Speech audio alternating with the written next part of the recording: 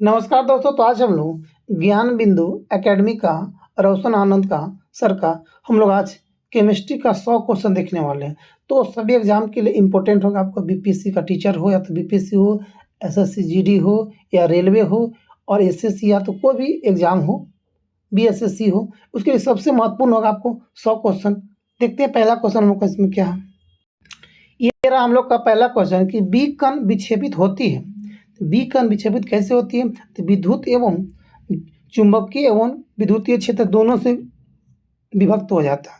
एक का आपको हो जाएगा किसमें, एक का 4 है, 2 में आते हैं। करा कि सितारों में अक्षय ऊर्जा का स्रोत क्या होते हैं? तो सितारों में अक्षय ऊर्जा का स्रोत जो होता है वो आपको होता है हाइड्रोजन का हीलियम में परिवर्तन। हाइड्रोजन का हीलियम में परिवर्तन। क्वेश्चन 3 में हम आते हैं। क्वेश्चन 3 कह रहा है कि आपको नाभिकीय रिएक्टर में मंदक के रूप में इस्तेमाल किया जाता है किसका? ग्रेफाइट का, भारी जल का, या तो बेरिलियम ऑक्साइड का, या सभी का? तो सभी का हम लोग मंदन के रूप में करते हैं। क्वेश्चन नंबर 4 में आते हैं हम लोग कि नाभिकीय रिएक्टर की कार्य पद्धति किस सिद्धांत पर कार्य करती है, किस पर आधारित होती है? तो 4 का आपको जाएगा 3 नंबर, नियंत्रित नाभिकीय विखंडन के द्वारा। जी 4 का 3 नंबर। 5 में आते हैं हम लोग, किस नाभिकीय अभिक्रिया में सबसे अधिक हानिकारक विकिरण पैदा होता है? तो सबसे ज़्यादा हानिकारक विकिरण किसमें पैदा होता है? तो 1 नंबर में, नाभिकीय विखंडन में सबसे ज़्यादा। क्वेश्चन नंबर 6 में आते हैं, हल्के नाभिक का जुड़कर नाभिक बनने की अभिक्रिया को क्या कहते हैं? तो इसको कहते हैं कि नाभिकीय संलयन बोलते हैं। क्वेश्चन नंबर 6 का 1 नंबर। 7 में आते हैं हम लोग, करा कि रेडियो सक्रिय पदार्थ का अर्ध जीवन काल 70 दिन का है। उस पदार्थ का 1 ग्राम कितने दिन के बाद 0.2 ग्राम रह जाएगा? तो 7 का आपको आएगा 2 नंबर, 140 दिन के बाद। क्वेश्चन नंबर 8 में आते हैं हम लोग, कल नाइट्रोजन निम्नलिखित में से किससे मिलकर ऑक्सीजन तथा प्रोटॉन में बदल जाता है? तो नाइट्रोजन का परमाणु संख्या 7 होती है, परमाणु भार 14, ऑक्सीजन का एटॉमिक नंबर 8 और वेट 17। तो किससे मिलकर बन जाता है? तो बनकर जाता है किसमें? 2 नंबर, अल्फा कण से मिलकर बन जाता है। क्वेश्चन नंबर 9 में आते हैं। क्वेश्चन 9 कह रहा है कि आपको सभी रेडियो सक्रिय तत्व क्षय होने के पश्चात किसमें अंतिम रूप से बदल जाते हैं? तो 9 का आपको 1 नंबर, सीसा में बदल जाते हैं। क्वेश्चन नंबर 10 में आते हैं, निम्नलिखित में से इलेक्ट्रॉन के समान गुण वाला कौन सा होता है? तो बीटा कण में इलेक्ट्रॉन के समान गुण पाया जाता है। क्वेश्चन नंबर 11 में आते हैं।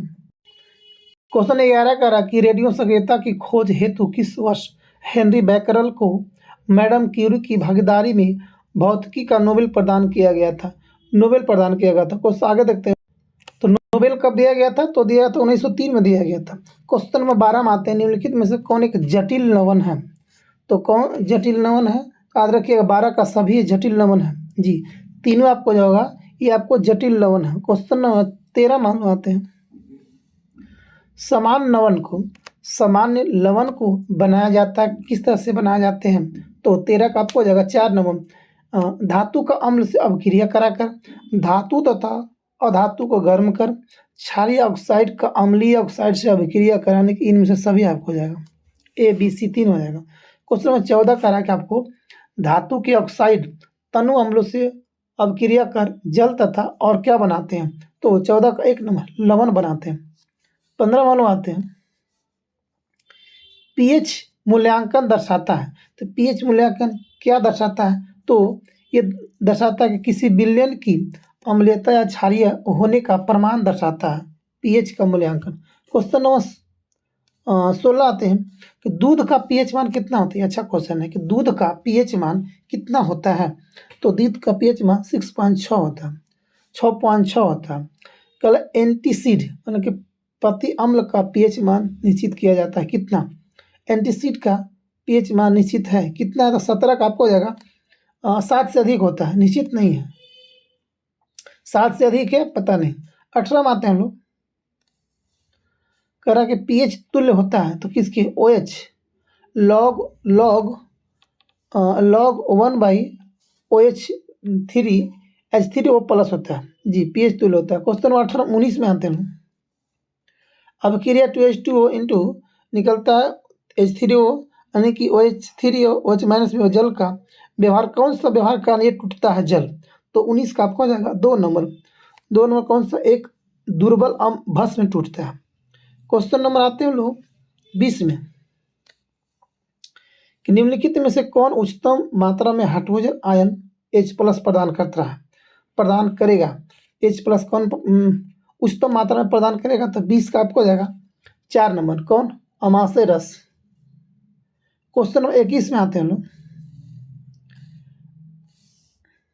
21 क्वेश्चन करा क्या आपको कि लैक्टिक अम्ल किसमें पाया जाता है? तो लैक्टिक आपको हो जाएगा खट्टा दही में लैक्टिक अम्ल, आपका टार्टेरिक अम्ल तो टमाटर में, ऑक्जेलिक अम्ल तो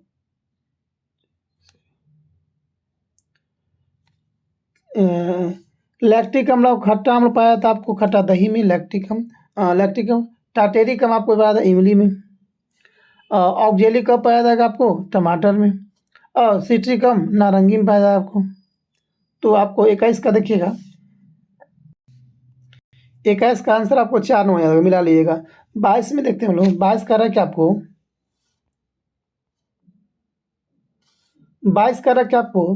ब्रोस्टेट लॉरिस संकल्पना के अनुसार कौन सही इसमें है देखना है आपको। अम्ल प्रोटोन दाता होते हैं, अम्ल प्रोटोन ग्राही होते हैं, भस्म प्रोटोन दाता होते हैं, तो भस्म प्रोटीन ग्राही होती है।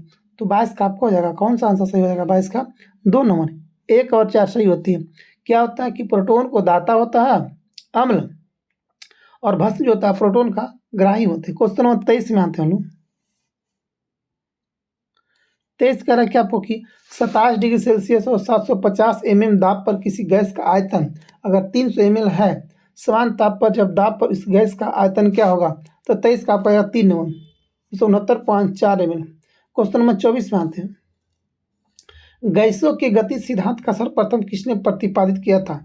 तो 24 का आपको जाएगा 2 नंबर कौन? मैक्सवेल दिया था। क्वेश्चन नंबर 25 में हम आते हैं कि ऑक्सीजन तथा हाइड्रोजन गैस के विसरण का दर अनुपात क्या होता है ऑक्सीजन का? तो 25 का आपको 1 नंबर 1:4। ऑक्सीजन का कितना होता है? 8 होता है, हाइड्रोजन 1 होता है, यानी कि इसका आपको हो जाएगा 16, इसका हो जाएगा आपको 2, 4 दूनी 8। तो विसरण पर रूट में 4 चौक 16 1:2, तो दर का अनुपात क्या होगा? 1:4। ठीक है, 4 चौक 16 रूट में। क्वेश्चन नंबर 25 का 1 नंबर हो जाएगा। 26 में हम आते हैं। 26 करा कि घनत्वों में अंतर रहते हुए भी गैसों के गुरुत्वाकर्षण बल के विरुद्ध परस्पर घुल मिल जाने की स्वाभाविक प्रक्रिया को क्या कहते हैं? तो 26 का आपको जगह 2, 26 का 3 नंबर गैसों का विसरण कहलाता है, फैल जाना, मिल जाना। क्वेश्चन 27 में लगाते हैं। किसी गैस पर दाब आरोपित करने पर या संपीड़ित करने पर क्या होगा? 27 का आपको जगह 3 नंबर गैसों का ताप तथा दाब दोनों बढ़ता है। संपीड़ित करने पर क्या होता है? गैसों का ताप या दाब दोनों बढ़ता है। क्वेश्चन 28 में आते हैं। वॉल्यूम प्रपोर्शन टू टेम्परेचर संबंधित किससे होता है? तो अगर V समानुपाती अगर T हो, यानी कि वॉल्यूम समानुपाती टेम्परेचर हो, तो कौन सा होता है? 28 का 2 हो जाएगा स्थिर दाब, यानी कि यहाँ पे प्रेशर कांस्टेंट है, प्रेशर कांस्टेंट है। 29 में लोग आते हैं कि स्थिर गैस के आयतन पर क्या करा? स्थिर गैस के आयतन पर ताप तथा दाब के बीच संबंध कौन सा नियम बताता है? तो आपको 29 का 3 नंबर गैलुसे कहता है। क्वेश्चन नंबर 30 में आते हैं। 30 का कि दिए गए ताप पर गैस की एक निश्चित मात्रा के लिए दाब बाई घनत्व का मान नियत रहता है। इस निष्कर्ष को किस नियम से प्राप्त करते हैं? तो 30 का आपको जाएगा 4 नंबर बॉयल का नियम से। क्वेश्चन नंबर 31 में आते हैं। एनटीपी पर नाइट्रोजन अगर 28 ग्राम आयतन होगा, नाइट्रोजन का 28 ग्राम आयतन कितना होगा?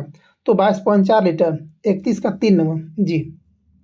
क्वेश्चन 32 में आते हैं। गैसों के विसरण हेतु यह आवश्यक है कि गैसों के मध्य रासायनिक अभिक्रिया क्या होगा कि संभव न हो। क्वेश्चन 33 में आते हैं। एवोगाड्रो परिकल्पना के अनुसार समान ताप पर दाब पर सभी गैसों के बराबर होते हैं क्या? तो 33 का आपको जाएगा 1 नंबर अणुओं की संख्या बराबर होते हैं। क्वेश्चन 34 में आते हैं, बिलियन के कोलाइड कण का आकार होता है कितना? तो 34 का 3 हो जाएगा, 10 के पावर 6 होती है। क्वेश्चन नंबर 35 में आते हैं लोग, निम्नलिखित में से कौन सही नहीं है? देखना है 35 में आगे कौन सही नहीं है, तो 35 का कौन सही नहीं है, तो आपको 3 नंबर सही नहीं है कि निलंबन के कण फिल्टर पेपर के आर पार हो जाते हैं ना, बिल्कुल नहीं होते हैं। स्वाभाविक विलयन के कण फिल्टर के आर पार हो जाते हैं जी। कोलाइड के कण फिल्टर के आर पार हो जाते हैं, निलंबन का नहीं होता है जी। क्वेश्चन नंबर 35 का 3 नंबर 36 में आते हैं लोग कि निम्नलिखित में से कौन एक एरोसोल नहीं है? धुआं, शेविंग क्रीम, कोहरा या बादल? एरोसोल कौन नहीं है जी? 36 का 2 नंबर शेविंग क्रीम नहीं है। 37 में लाते हैं, निम्नलिखित में से कौन सा विकल्प जो है सुमेलित नहीं है? स्याही, सॉल्ट है, धुआं, फोम है, दूध, पायस है, या तो दूध तो पायस है, मनिकाय पत्थर क्या है? ठोस सॉल्ट है, हाँ बिल्कुल। तो 37 का आपका 2 नंबर एक गलत है कि धुआं फोम नहीं है, धुआं एक कोलाइड है। क्वेश्चन नंबर देखते हैं 38 में आते हैं, 1 बिलियन से प्रकाश को गुजारने पर बिलियन प्रकाश के किरणपुंज का प्रकीर्णन करता है और उसके साथ को दृष्टिगोचर बनाता है। यह बिलियन क्या होगा? कोलाइड होगा, निलंबन होगा, या तो फिर वास्तविक विलयन होगा, या सभी हो जाएगा। तो 38 का आपको 1 नंबर होगा, कोलाइड विलयन होगा 1 नंबर। 39 में आते हैं, एक पीपीएम का अर्थ क्या होता है? एक पीपीएम का अर्थ होता है कि 1 मिलीग्राम पर लीटर, या तो एम 1 मिलीग्राम पर केजी। 39 का 3 नंबर। 40 में आते हैं कि 1 लीटर बिलियन में उपस्थित विलय के ग्राम अणुओं की संख्या को क्या कहते हैं? तो 40 का आपको जाएगा 2 नंबर, मोलरता बोलते हैं। 41 में आते हैं, 41 कारक निम्नलिखित में कथनों पर विचार करना है। पहला कारक कि आपको किसी द्रव में ठोस पदार्थ की विलेयता पर दाब का प्रभाव बहुत ही कम पड़ता है। दूसरा कारक कि ताप बढ़ने पर किसी विलायक में ठोस पदार्थ की विलेयता बढ़ जाती है। तो 41 का आपको आंसर हो जाएगा 3 नंबर, दोनों सही है, 1 और 2 दोनों सही। 41 का 3 नंबर। 42 हम लोग आते हैं कि निम्नलिखित में से कौन एक बिलियन है? मिट्टी, स्याही, धुआं या जल अल्कोहल का मिश्रण, कौन इसमें आपको बिलियन है? तो 42 का 4 नंबर, जल अल्कोहल का मिश्रण क्या है कि मिश्रण एक बिलियन है। 43 में आते हैं कि निश्चित ताप पर स्थित किसी संतृप्त विलयन को गर्म करने पर उसकी प्रकृति हो जाएगी, क्या हो जाएगी? तो आपको हो जाएगी क्या? असंतृप्त जैसा। 44 में आते हैं, निम्नलिखित में से कौन मिश्रण है? विलयन, निलंबन या कोलाइड, या सभी मिश्रण है? तो 44 का 4 नंबर, सभी मिश्रण है।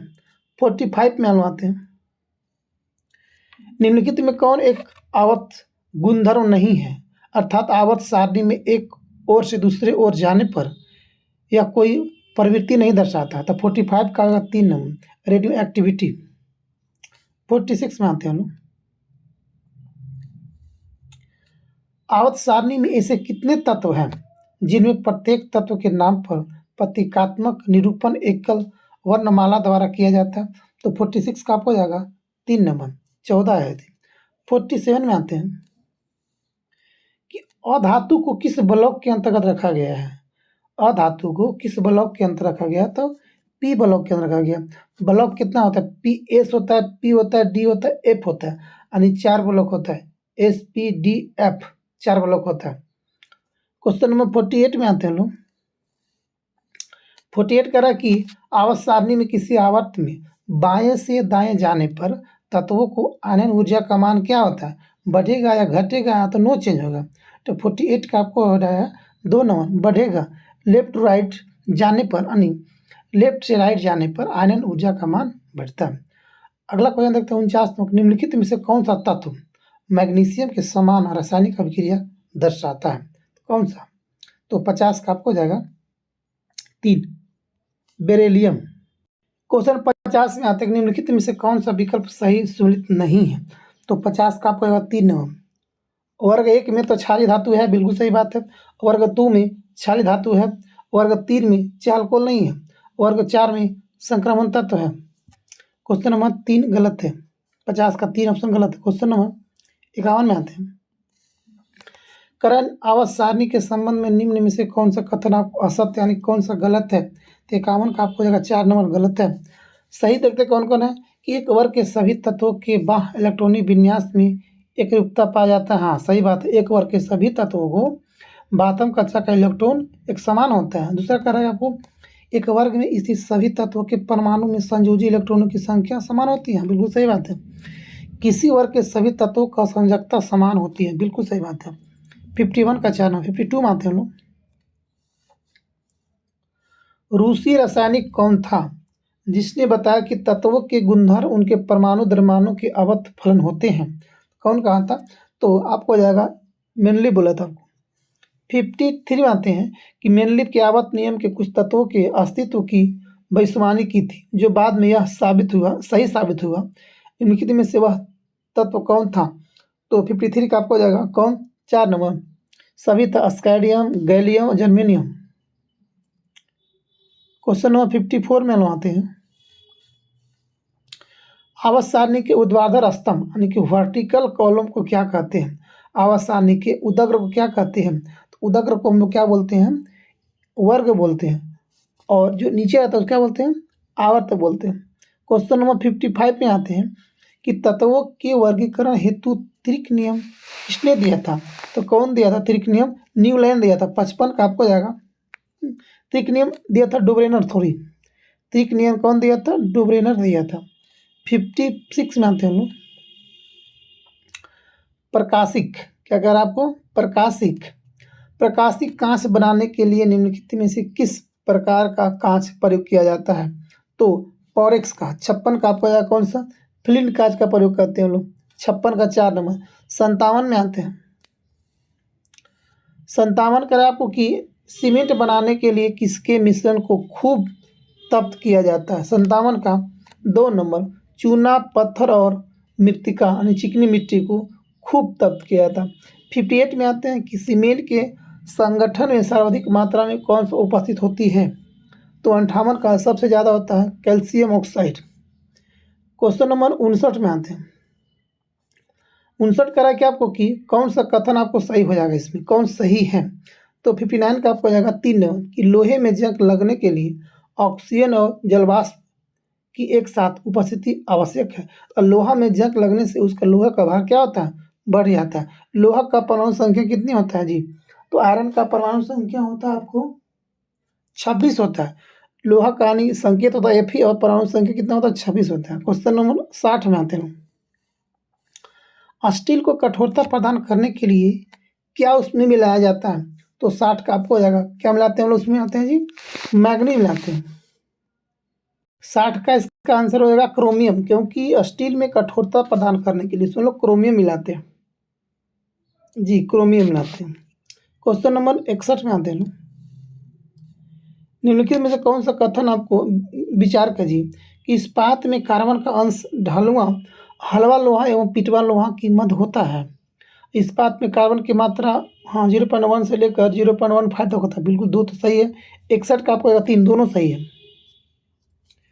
इस्पात में कार्बन का अंश ढलवा लोहा एवं पिटवा लोहा के मध्य में होता है जी, बिल्कुल सही बात। क्वेश्चन नंबर देखते हैं 62 में आते हैं। संक्षारण रोकने हेतु एल्युमिनियम पर ऑक्साइड की परत चढ़ाना क्या कहलाती है? तो कहलाता है एनोडीकरण कहलाती है। 62 का 3 नंबर। 63 में आते हैं हम लोग। 63 कह रहा है कि आपको निम्नलिखित कथनों पर विचार कीजिए। संक्षारण के कारण धातुओं का क्षय होने लगता है। कभी कभी संक्षारण धातु के लिए आवश्यक भी होता है।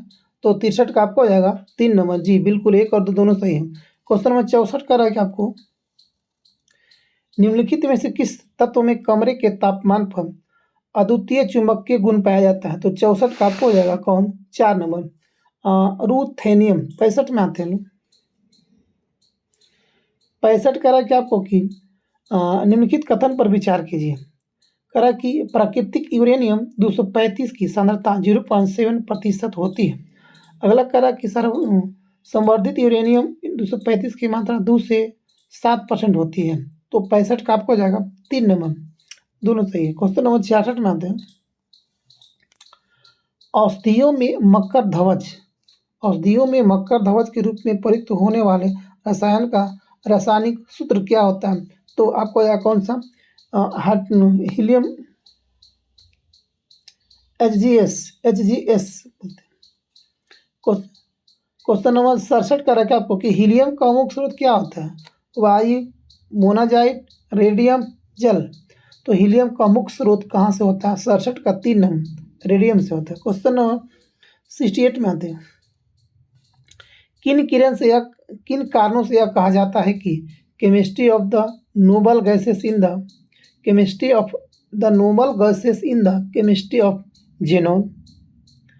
तो 68 का आपका 1 नंबर, उत्कृष्ट गैस में जेनोन का ही रासायनिक अध्ययन विस्तृत रूप से हुआ है और किसी का। तो देखा जाए तो नोबेल गैस हम लोग को 6 होता है, कौन कौन? Helium, neon, argon, krypton, xenon, radon जी। तो सबसे ज़्यादा अगर विस्तृत अध्ययन किया गया सबसे ज़्यादा किसका? तो किया गया किसका? जेनोन का किया गया। क्वेश्चन नंबर 69 में आते हैं, उत्कृष्ट गैस रासायनिक दृष्टि से सक्रिय होते हैं क्यों सक्रिय होते हैं? क्योंकि इनके संयोजी सेल पूर्णतः भरे हुए होते हैं। इसे 2 10 देखते हैं, 8 18 2 8 8 यानी कि 72 जो कक्षा होता है, जो होता है इसका वैलेंसी, जो संयोजी सेल जो होता है पूर्णतः भरे होते हैं। क्वेश्चन 70 में आते हैं हम लोग, कर्कट विकल्प सही नहीं है। क्लोरीन हैलोजन है, उसका रंग होता है, क्लोरीन पीला होता है, फ्लोरीन पीला होता है, या ब्रोमीन नीला होता है, या तो आयोडीन बैगनी होता है। कौन गलत इसमें पहचाना आपको? तो आपको 3 नंबर गलती है। ब्रोमीन जो होता है आपको नीला नहीं होता है, क्लोरीन पीला होता है, क्लोरीन पीला, फ्लोरीन पीला, आयोडीन बैगनी। क्वेश्चन 71 में आते हैं, निम्न में से कौन सा युग्म आवर्त सारणी में एक ही समूह के हैं? एक ही समूह से हैं। 17 18 परमाणु संख्या वाले तत्व, 17 से 53 वाले, 11 से 33 वाले, या तो 20 से 40 वाले। तो 71 का आपको जाएगा 2 नंबर। 17 से 53 वाले एक ही आवर्त सारणी के समूह के लोग हैं। क्वेश्चन नंबर देखते हैं हम लोग 72 में आते हैं, संपर्क विधि द्वारा सल्फ्यूरिक अम्ल के उत्पादन के दौरान होने वाली रासायनिक अभिक्रिया पर विचार कीजिए। तो 72 का आपको जाएगा 2 नंबर। 2SO2 + O2 तो बनेगा 2SO3। क्वेश्चन नंबर 73 में आते हैं, तो इस बार आपको आंसर हो जाएगा 72 का आंसर आपको हो जाएगा 2 नंबर, केवल 2 सही आपको हो जाएगा जी। क्वेश्चन नंबर 73 में आते हैं लोग कि वायुमंडल में ओजोन की सांद्रता कितना हो जाने पर उस वायु में सांस लेने से सिर दर्द एवं उकाई आने लगती है। तो 73 का आपको 4 नंबर, 73 का आप 4 100 ppm हो जाएगा, तो आपको उल्टी और उकाई आने लगेगा। 74 में आते हैं कि प्राणवायु ऑक्सीजन गैस कहाँ से आती है? तो प्राणवायु ऑक्सीजन कहाँ से आती है? तो 74 का होगा 4 नंबर, धातु के ऑक्साइड से आती है। सॉरी, कहाँ? जल से आती है ना। 74 का 4 नंबर हो जाएगा। 75 में हम आते हैं, पक्षियों की हड्डियाँ का पाउडर उर्वरक के रूप में काम में लाया जाता है क्योंकि यह भरपूर होता है किससे? 75 का 2 नंबर, वो फास्फोरस से होता है। पक्षियों की हड्डियाँ का पाउडर, पक्षी का हड्डी का पाउडर बनाया जाता है, उसका हमको पक्षियों का पाउडर उर्वरक के रूप में काम लाया जाता है क्योंकि हड्डी में भरपूर क्या होता है? फास्फोरस होता है। क्वेश्चन नंबर 56 में आता है। अच्छा बात है। निम्नलिखित में से कौन सा अभिलक्षण नाइट्रोजन तथा कार्बन डाइऑक्साइड में सर्वनिष्ठ है? किसमें? तो 76 का आपको जाएगा 2 नंबर, कमरे के ताप पर ये सभी गैसें हैं। 77 में आते हैं, हैबर विधि द्वारा अमोनिया के उत्पादन में किस उत्प्रेरक का उपयोग किया जाता था? किसका? तो 77 का 1 नंबर जाएगा, लोहा का। 78 में आते हैं कि बेकेलाइट है क्या है? थर्मोप्लास्टिक है, या तो थर्मोप्लास्टिक है, थर्मोसेटिंग प्लास्टिक, या तो एलास्टोमर है। तो 78 का आपको जाएगा 1 नंबर, ये थर्मोसेटिंग प्लास्टिक है। क्वेश्चन 79 में आते हैं कि निम्नलिखित में से कौन सा संश्लेषित बहुलक प्राकृतिक रबड़ के सदृश है? तो 79 का 1 नंबर हो जाएगा, नियोप्रीन। 80 में आते हैं, संयोग से बिच्छू बुट्टी नेडॉल की पत्तियां को छू जाने पर जलन पैदा होती है, यह किसके अंतक्षेपण के कारण होता है? तो 80 का 2 नंबर होता है, मिथुनोइक अम्ल से होता है। कि क्या होता है इसमें? मिथुनोइक अम्ल होता है। इसी से हम लोग को बिच्छू जो डंक मारता है तो हमको जलन पैदा हो जाता है। 81 आते हैं, 81 आते हैं। 81 क्वेश्चन कर रहा है कि आपको डॉक्टरों की राय है कि गुर्दे एवं गॉल ब्लैडर की पथरी से पीड़ित व्यक्ति को अधिक मात्रा में टमाटर, अंडा, दूध, गोभी आदि नहीं लेनी चाहिए ताकि निम्नलिखित में से क्रिस्टल न बन सके। तो क्या 81 का आपको जगह कि कैल्शियम ऑक्जेलेट का, जी, क्योंकि जो पथरी होता है कैल्शियम ऑक्जेलेट का बना होता है, इसीलिए उसको टमाटर, अंडा, दूध, गोभी आदि नहीं खाने दिया जाता, सलाह दिया जाता है। 82 में कह रहा है आपको कि विचार कीजिए, साबुन मृदु जल में सफाई के लिए उपयुक्त होता है। अपमार्जक मृदु एवं कठोर दोनों प्रकार के जल में सफाई करने के लिए उपयुक्त है। तो 82 का आपको हो जाएगा 3 नंबर, दोनों सही है। क्वेश्चन नंबर 83 में आते हैं। सिल्वर अथवा आयरन ऑक्साइड, मोलिब्डेनम ऑक्साइड जैसे उत्प्रेरक की उपस्थिति में 873-923 के पर मिथेनॉल के ऑक्सीकरण के फलस्वरूप निर्मित होता है। तो 83 का एक हो जाएगा मिथेनॉल। 84 में लाते हैं कि निम्नलिखित में कौन किण्वन की अभिक्रिया है। तो किण्वन अभिक्रिया कौन सी होती है? दूध का दही में परिवर्तन, गुत्थे हुए आटे का खट्टा होना, गन्ने से रस से शराब का बनाना। तो सभी आपको होगा किण्वन का अभिक्रिया रिएक्शन। क्वेश्चन नंबर 85 में आते हैं लोग। क्लोरोफॉर्म का उपयोग किस रूप में हम लोग करते हैं? द्रव ईंधन, संवेदनाहारकारक में, फॉसिल गैस में, अग्निशामक में। तो 85 का आपको हो जाएगा 2 नंबर में। 1 और 3 हम लोग करते हैं। क्या क्या चीज़ करते हैं हम लोग? द्रव ईंधन में करते हैं और फॉसिल गैस में करते हैं। क्वेश्चन नंबर 86 आते हैं कि वेस्ट्रॉन करा कि वेस्ट्रॉन का यूपेक IUP के नेम क्या होता है? तो 86 का आपको हो जाएगा कौन सा? 2 नंबर 1122 टेट्राक्लोरोइथेन, 1122 टेट्राक्लोरोइथेन होता है। क्वेश्चन नंबर 87 में आता है। 87 कह रहा है कि आपको खाना बनाने में प्रयोग की जाने वाली गैस मुख्यतः कौन सी होती है खाना बनाने में? तो 87 का आपको 4 नंबर मीथेन होता है। 88 में आते हैं निम्नलिखित में कौन एक समावयी है, कौन एक आइसोमर्स है, आइसोमरिज्म है? तो 88 का आपको जाएगा 4 नंबर कौन? एथाइल अल्कोहल और डाई इथिल ईथर दोनों क्या एक दूसरे में आइसोमरिज्म। 88 का आपको 4 नंबर। 89 मनवाते हैं।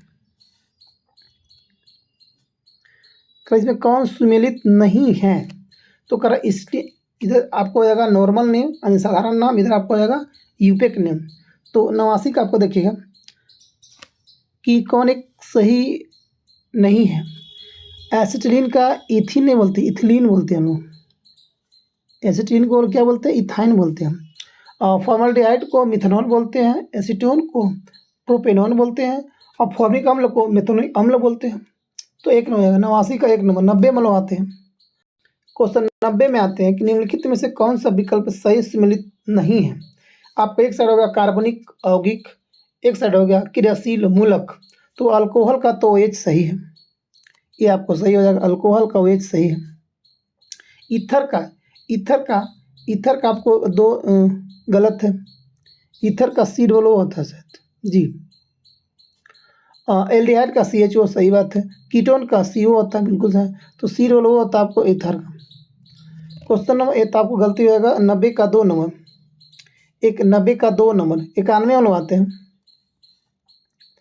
91 का इनमें कौन अक्षय ऊर्जा स्रोत है? इनमें कौन अक्षय ऊर्जा स्रोत है? तो 91 का आपको हो जाएगा 3 नंबर कौन? सौर ऊर्जा जो है अक्षय ऊर्जा का स्रोत है। अगला देखते हैं क्वेश्चन 92 का है कि आपको जिस न्यूनतम ताप पर कोई पदार्थ जलना शुरू करता है उसे उस पदार्थ को क्या कहते हैं? उस पदार्थ को ज्वलन ताप कहते हैं। क्वेश्चन नंबर 93 में आते हैं। वे पदार्थ जो जलकर उष्मा प्रदान करते हैं क्या कहलाते हैं? वे पदार्थ जो जलकर उष्मा प्रदान करते क्या कहलाते हैं? ईंधन कहलाते हैं। ईंधन कहलाते हैं। क्वेश्चन नंबर 94 निम्नलिखित में से कौन सा ईंधन न्यूनतम पर्यावरण प्रदूषण करता है? हाइड्रोजन, कोयला, केरोसिन, डीजल। तो सबसे कम जो करता है पर्यावरण को प्रदूषण वो हाइड्रोजन करता है। 95 में लगाते हैं कि जल गैस किसका संयोजन होता है? तो CO+H2 का होता है। CO+H2 का जल गैस का मिश्रण होता है। 95 का 3 नंबर। 96 में आते हैं कि भूरा कोयला ब्राउन कोल के नाम से जाना जाता है कौन? तो ब्राउन कोल के नाम से हम लोग किसके जाते हैं? लिग्नाइट को हम लोग क्या बोलते हैं? भूरा कोयला के नाम से जानते हैं। 97 में हम आते हैं कि सुरक्षा की दृष्टि से खाना पकाने वाला LPG gas liquefied petroleum gas cylinder में क्यों भरकर गैस को गंधयुक्त बनाया जाता है? तो मरकेप्टन रहता है। क्या उसमें होता है? 97 का 3 नंबर मरकेप्टन रहता है उसमें। क्वेश्चन 98 में आते हैं। जलते पेट्रोल को पानी नहीं बुझा सकता, क्योंकि क्योंकि क्योंकि अपने सापेक्ष कम घनत्व के कारण पेट्रोल पानी पर तैरता है। क्योंकि पेट्रोल का घनत्व कम होता है, इसलिए पेट्रोल पर वो पानी पर पेट्रोल तैरने लगता है। 98 का आपको जाएगा 3 नंबर। 99 का देखते हैं लोग। प्राकृतिक गैस मुख्यतः होता है कौन सा? तो 99 का 1 नंबर मीथेन होता है। अब आज का अंतिम क्वेश्चन और 100 क्वेश्चन है कि निम्नलिखित में से कौन सा मिश्रण कोल गैस का कहलाता है? तो कोल गैस में क्या क्या पाया था? हाइड्रोजन, नाइट्रोजन और हाइड्रोजन, कोबाल्ट यानी H2CO और CH4 सबका आपको जाएगा 1 नंबर। तो दोस्तों ये था हम लोग का टोटल 100 क्वेश्चन केमिस्ट्री का। तो आपको एग्जाम व्यू से सबसे बेस्ट क्वेश्चन आपको सिलेक्ट क्वेश्चन होगा। आप एक बार लास्ट तक जरूर देखिएगा, आपको इंटरेस्टिंग लगेगा। तो दोस्तों अगर आपको अच्छा लगेगा तो कमेंट कर बताइएगा कैसा रहा। थैंक यू दोस्तों। जय हिंद, जय भारत, वंदे मातरम।